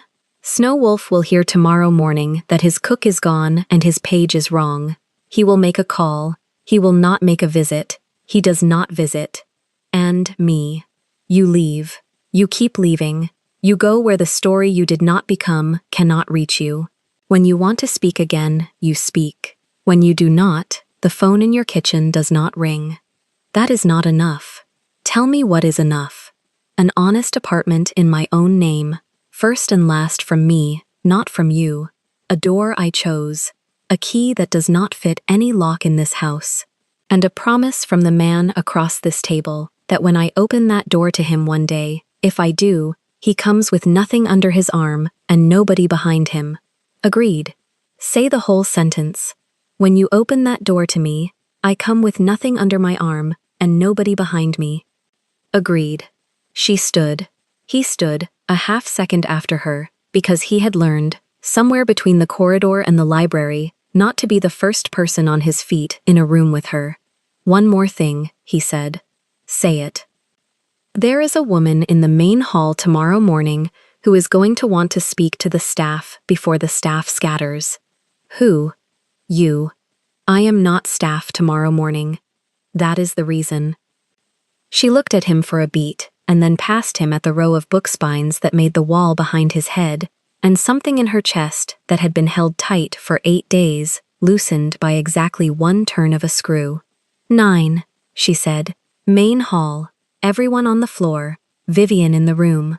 The apron I take off tomorrow, I take off in front of them, not in front of you. Understood. Understood. She walked past him to the library door. At the door, she stopped without turning. The folder on your desk. Yes. Do not read it tonight. He was quiet for 2 breaths. Why? Because if you read it tonight, you will come to the gate at 6:30 with a story in your mouth, and I have not decided yet whether I want that story from you or from her handwriting. Wait for me to tell you which. I will wait. She left the library and did not look back through the open door. In the corridor, the head housekeeper stepped aside without needing to be asked. In the staff hall, her locker held the small duffel she had packed at lunch and the folded coat she had left on top of it. She changed out of the black uniform in her room with the door bolted and the flower resting on the pillow, and she folded the dress and the apron and the white cuffs and set them on the narrow bed the way a person sets down a tool she may or may not pick up again. She kept the flower, she kept the pin, she kept the pearl-broken pin from her locker, and the promise she had extracted in a library, and the 2 silent seconds of a cassette that now had a name attached to them. At 6:20, she walked out of the staff hall in a plain wool coat and jeans, and low boots, and the flower pinned above her right temple, because the flower was hers before the house had ever seen it, and would be hers after. Min So was at the service door with an envelope of cash the master had made her carry as a first honest task. Brooke took it, counted it once, put half back in Min So's palm and closed her fingers around it. "For the rice tonight," she said. "You made it right." The gate opened at 6:28. It closed behind her at 6:29. The bus at the corner ran at 7, and she was on it at 6:52, and the driver did not look at her twice, because the flower above her ear was the only thing about her that was not designed to disappear. In the study at the back of the mansion, the black folder tied with kitchen twine sat on Ji-hoon's desk under a small brass lamp he had not switched on yet. He sat in his chair with his hands flat on the wood, and he did not open the folder, and he did not switch on the lamp, and the dragon at his collar rose and fell in the quiet, the way any living thing rises and falls when it is waiting for permission to move. The bus set her down 4 blocks from her cousin's building, and Brooke walked the last of it with the duffel light against her hip, the flower still pinned above her right temple, the pin from the broken lock riding warm inside the coin pocket of her jeans. Her cousin buzzed her up without asking questions. There was soup on the stove and a folded quilt on the couch. Brooke ate 2 spoons, washed her own bowl, and lay down in the dark with her boots by the door, laced. She slept in pieces of 40 minutes. Twice she woke and touched the flower to be sure of it. Once she sat up and listened to the radiator tick and thought, not about him, but about the shape of the morning she had promised herself. 9 o'clock, main hall, apron off in front of the staff, not in front of him. That was the line she had drawn, and lines drawn at night have to hold at daylight, or they were never lines. At 5:30, she was in her cousin's kitchen with the kettle on. She braided the front of her hair back from her temple, so the flower sat higher and more visible. She pressed the black dress and the frilled white apron flat on the ironing board her cousin kept behind the door, and knotted the apron ribbons at the small of her back twice, the way she had knotted them every morning for 7 days. This time, the second knot was the last one that would ever be there. She wore a coat over the uniform on the street. Nobody on the sidewalk needed to see the frill. She caught the 7:15 bus back across the river, with the duffel between her ankles and the pin in her pocket, and her hands folded quiet in her lap. The driver did not look at her twice. That was the second morning in a row he did not, and she counted it as a small mercy. At 8:50, she was at the service gate. Da-jin was on the other side of it, in a charcoal suit, hands clasped low, earpiece dark. He did not open the gate for her. He waited for her to reach up and press the button on the post herself. When it opened, he stepped back 1 full pace and let her walk in on her own feet, not escorted, and she noted the courtesy the way she noted the pin. "Ma'am. Chief. He is in the library. He'll wait." She went in through the staff hall, hung the coat on the hook that had been hers for a week, and walked out into the main hall at 3 minutes to 9. The staff was already there. The 2 sink girls at the north wall with their aprons pressed. The 3 groundsmen with caps against their chests. The head housekeeper 1 step forward of the line, hands folded in front of her waist, for the first time Brooke had ever seen. Min So at the far end, eyes level now, not on the floor, and, at the center of the far wall, in a straight-backed chair placed there for that purpose, Vivian Halloway, no chef jacket, a plain gray blouse, hands in her lap, a man of Da-jin's standing behind the chair, 1 hand on the seat back, not on her. She was not tied. She did not need to be. The room did the tying. Ji-hoon came in through the north corridor at 9 exactly. Black suit, white shirt, no tie. He did not walk toward Brooke. He walked to the wall between the two staircases and stopped there, 1 pace back, 1 pace to the side, so that when the room looked at the center of the hall, it looked at her. He kept his hands where everyone could see them. Brooke did not speak first.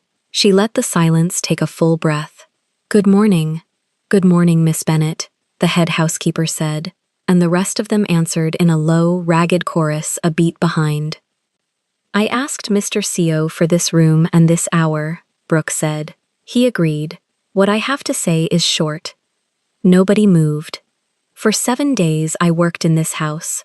On the 8th day, a story was written about me before I finished breakfast.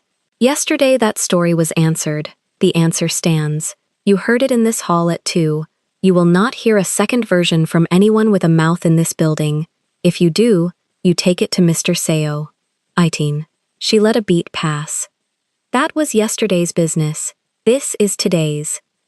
She turned a half step so the line of her body faced Ji-hoon and the line of her voice faced the staff, and the room read the geometry without being told. "Mr. Seo," she said, without looking at him, "made an offer last night that I am accepting on my terms. An apartment in my name. First and last from my account.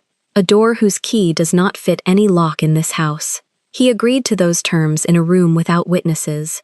I am repeating them now with witnesses, so that no one in this room can ever tell me later that I was kept." Ji-hoon inclined his head once. That was his witness. "I am not staff of this house as of this minute," she said. "I will not be paid for today. I will not accept a car. I will walk out through the same gate I walked in through, on the sidewalk, and I will take the bus." She walked, then, 9 even steps to the long dark table in the center of the hall.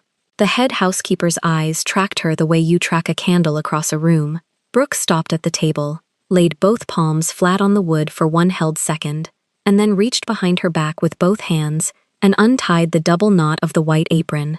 It came apart clean. She lifted the apron over her head without disturbing the flower, folded it once against her chest, folded it again against the tabletop, and set it down in the exact center of the wood, ribbons squared, frill facing the north stair. "My professional relationship with this house ends now."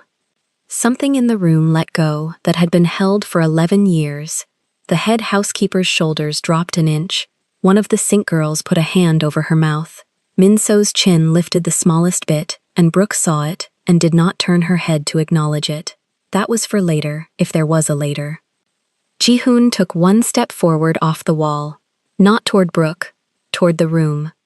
"If Miss Bennet leaves this house on any terms other than her own," he said, and his voice carried without lift, "no one in this hall keeps their post. You have my word on that in front of her. If any of you cannot live with that word, come to my office by noon and I will release you today with a full month." Nobody moved. He turned his head, and only his head, to Vivian. Vivian looked at the folded apron on the table. She looked at Brooke's hands, which were empty. She looked at the flower above the right temple and, for 1 flat second, at the small dark beauty mark near the upper corner of Brooke's mouth. Then she looked down at her own hands in her lap and kept them there. "Ma'am," Brooke said to her, gentle in the way a knife is gentle when it is set down, "you do not have to say anything to me. I am not asking. I am telling you that when Mr. Seo asks you what happened this morning in the main hall, you will tell him that the girl you tried to sell into a photograph walked out on her own 2 feet, in the uniform of a woman who was never yours to sell, and left the apron on the table. That is what you will tell him, because that is what happened." Vivian's mouth opened once, closed, her hands stayed in her lap. Brooke turned back to the room. "Thank you for standing in this hall with me. You did not have to. I saw who came." She walked past the table, past the apron folded square in the center of the wood, past Ji-hoon at the wall, and out through the north corridor to the service hall on her own. Nobody followed. That was the point. The head housekeeper stepped aside with her hands still folded, and the 2 sink girls parted for her, and Min-so, at the end of the line, met her eyes for one whole second as she passed, and Brooke let her have that second, and did not stop. At the service gate, Dae-jin was in the same place he had been at 9. He did not open it. She pressed the button. It slid open. She walked through. "Ma'am," he said behind her. "Chief. He asked me to tell you the folder is on the desk in the study. He did not open it." She kept her back to him. "Tell him I know." "Ma'am." She walked the 4 blocks to the bus stop with the coat over her arm, and the flower above her right temple, and the double knot of the apron gone from the small of her back for the first morning in 7, and by the time the 8:45 to Queens pulled up, she was breathing at her own pace, and the pin in her pocket was warm from her hand. Her cousin's apartment was empty when she got back. There was a note on the counter, key on the hook, milk in the fridge. "Love, Naima."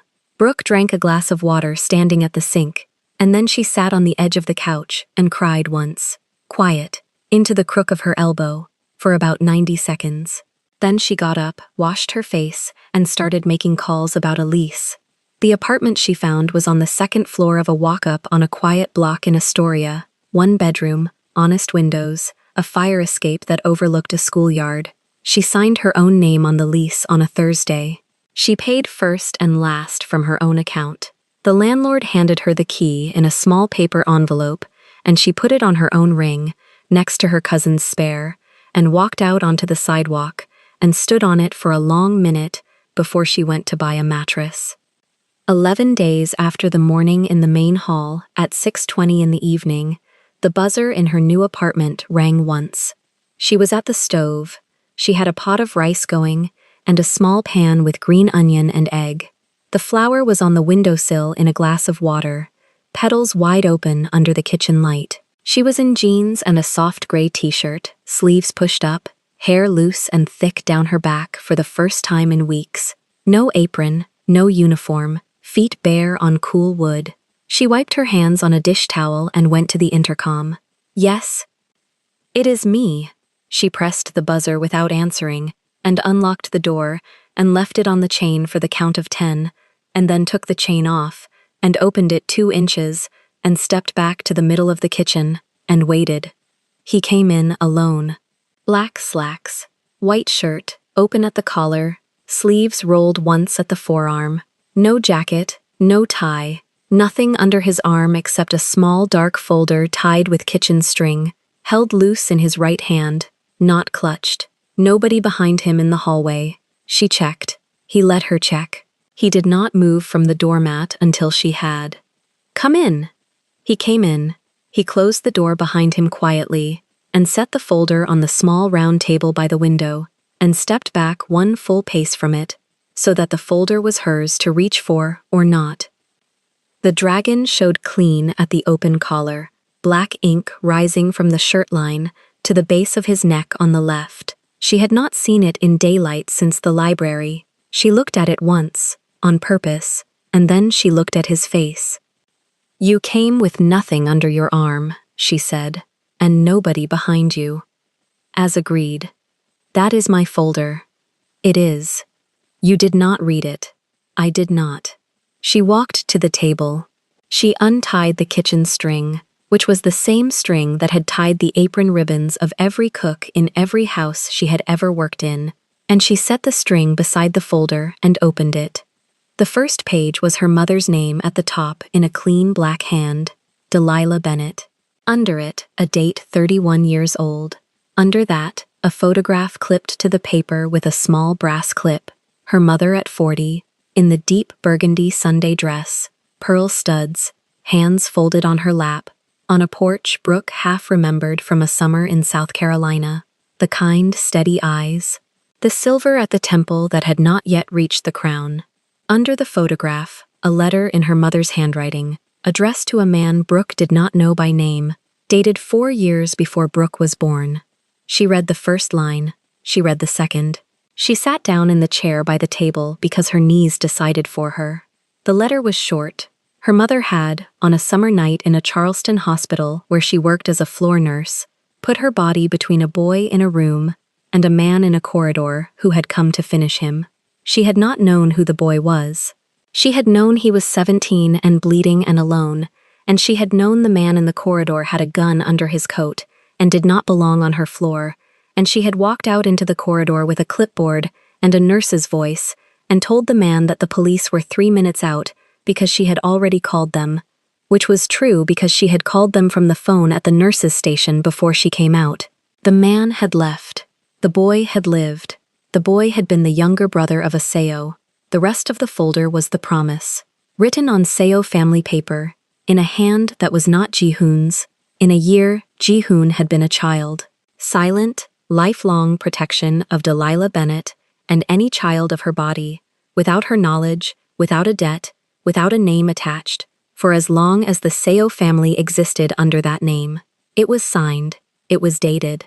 It had been honored, quietly, in ways Brooke would find later on other pages, in a scholarship her mother had never understood the source of, in a hospital bill that had come back marked paid the year Brooke was 11, in the fact that no one had ever, in any of the neighborhoods her mother had lived in, ever touched her. Brooke read all of it. It took a long time. Ji-hoon stood by the door, 3 paces off, hands at his sides, and did not speak, and did not sit, and did not look away, and did not come closer.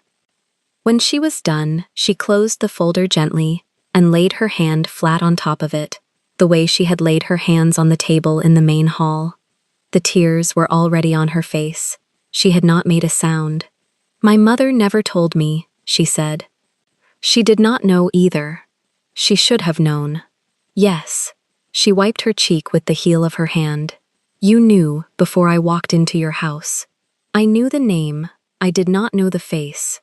I asked the agency because of the letter. I did not tell you because I did not want you to be grateful. Gratitude is a leash. I did not want you on a leash in my house. And a photograph in a bathroom is not a leash. No, it is a noose. I know the difference. That is why I stopped it." She was quiet a long time. The pot on the stove had gone to a low simmer she could hear from the table. He heard it too. He did not move. "Come here." He came.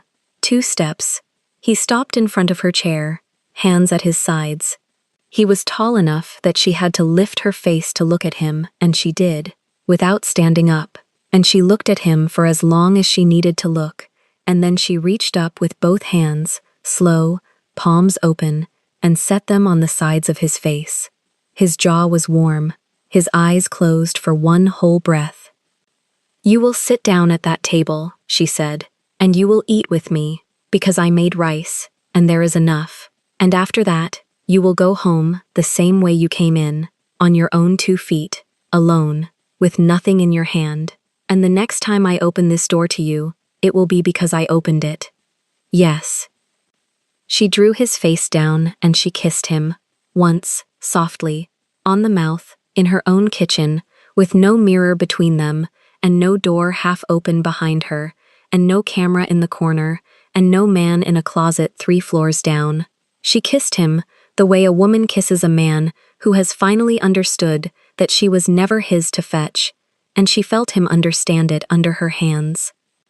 Then she let go, and she stood up, and she went to the stove and turned the heat down, and she set 2 bowls on the small round table beside the folder, and she folded a napkin at each place, and she did not, that evening, put the flower back in her hair. It stayed on the windowsill in the glass of water, wide open under the light, and it was the last thing she looked at before she sat down across from him and picked up her spoon. Mark my words, K-fam. Some women do not leave the house of a rich man. Some women make the rich man leave the house of the woman he was going to buy. That one walked out, on her own 2 feet, in her own name, and she never wore that apron again. If this story moved you, stop for a moment and reflect. Tell me, K-fam, have you ever worn a uniform in a house that treated you like you were invisible, while quietly knowing more truth than everyone at that table? Have you ever been framed for something you did not do, and stayed calm because your dignity was worth more than their applause? Would you have taken off the apron the way Brooke did? Mark my words, K-fam. Tell us your experiences and feelings in the comments. We read them all. And if you believe in stories about dignity, hidden legacy, and silent protection, leave a like, be sure to subscribe to the channel, and click join to become a part of our community and help the channel.